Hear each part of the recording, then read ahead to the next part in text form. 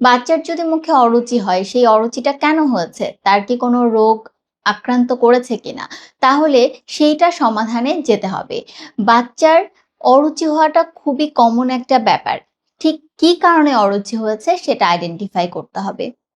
বাচ্চাকে অবশ্যই শাকসবজি এবং ফলমূল গ্রহণ করাতে হবে ভিটামিন, মিনারেলস এর জন্য।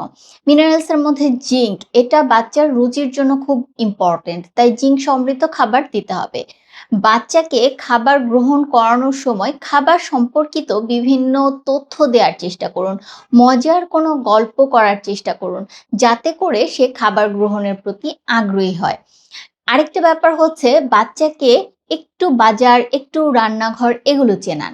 বাজারে কিভাবে খাবারগুলো থাকে, রান্নাঘরে এনে কিভাবে প্রসেস করে সেটা তার প্লেট পর্যন্ত গিয়েছে এগুলো বাচ্চাকে চেনানোর চেষ্টা করুন। তখন দেখবেন বাচ্চার ওই খাবারের প্রতি আগ্রহ হবে। আমাদের দেখা যায় বাচ্চারা প্লেটে একেবারে খাবার রেডিমেড দেখতে পায়। কিছু, কিছু বাচ্চারা ডিভাইসের দিকে এমনভাবে তাকিয়ে থাকে প্লেটে কি আছে সেটাও জানে না। তাতে করে সে খাবারের প্রতি একটা অনীহা প্রকাশ করে।